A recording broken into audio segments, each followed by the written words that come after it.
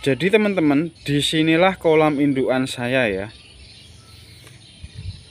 Ini khusus untuk indukan nila dan indukan gurame saya campurkan ya. Setelah beberapa hari, minggu, bahkan bulan, ada kelihatan ikan kecil-kecilnya,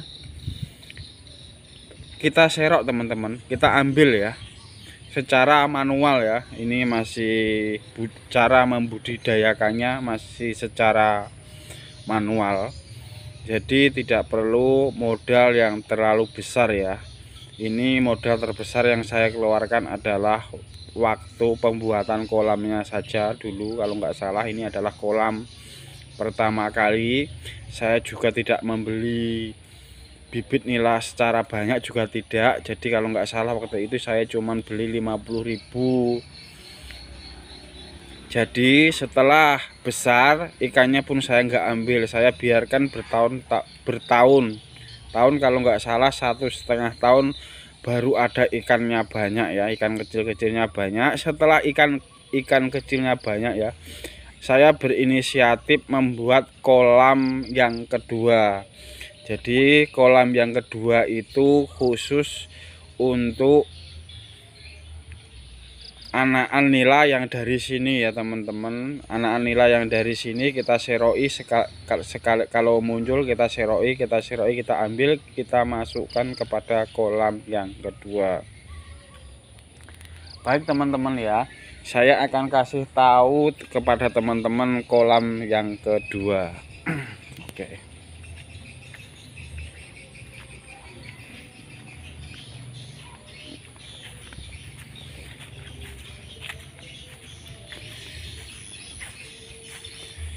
Dan ini adalah kolam yang kedua teman-teman ya. Ini kolam yang kedua setelah dipanen. Kemarin kita panen dari kolam ini ya sekitar 1 sampai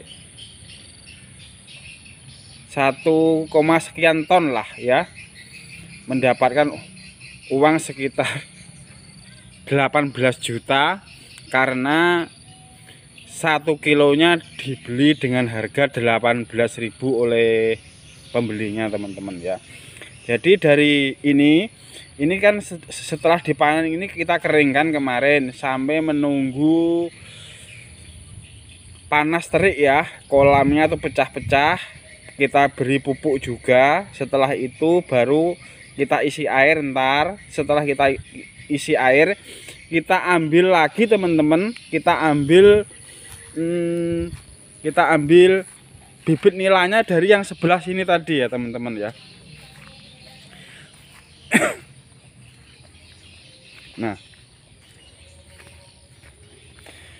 Nah ini kita ambil bibit nilanya dari sini. Nah ntar kita masukkan ke kolam yang kedua tadi teman-teman.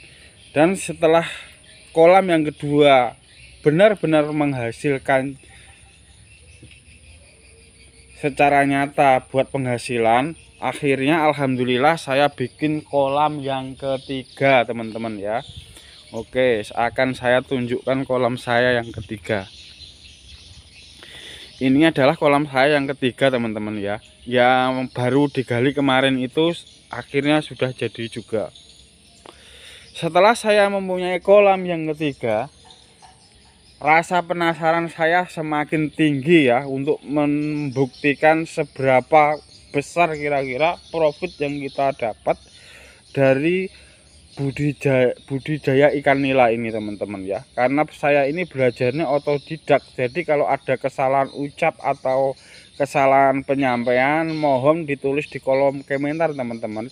Insya Allah akan saya jadikan referensi ya untuk mengembangkan nila-nila ini teman-teman ya, bagaimana merawat nila dan lain sebagainya teman-teman. Setelah kolam yang ketiga jadi teman-teman, saya juga membuat kolam yang keempat teman-teman. Ini adalah kolam yang keempat saya teman-teman ya. Ya ini oke teman-teman. Kenapa saya selalu berkeinginan punya banyak kolam? Kalau dengan satu kolam bisa menghasilkan jutaan ya, misalnya satu kolam bisa selama 1 tahun bisa 10 juta, berarti kalau saya punya 10 kolam saya bisa menghasilkan 100 juta teman-teman ya, cuman dari budidaya nila ya. Kelihatannya sih sederhana teman-teman, memang sangat sederhana. Kita tidak perlu modal besar ya untuk mengelola, untuk bisa berbudidaya nila teman-teman. Seperti yang saya sampaikan kemarin, kesuksesan itu ada di sekitar kita. Kita bisa berternak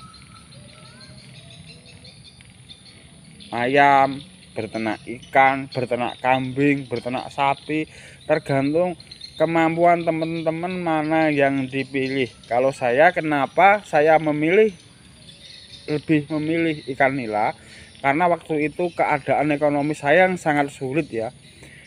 Gaji saya waktu itu kerja kuli bangunan itu cuma 100.000 teman-teman ya.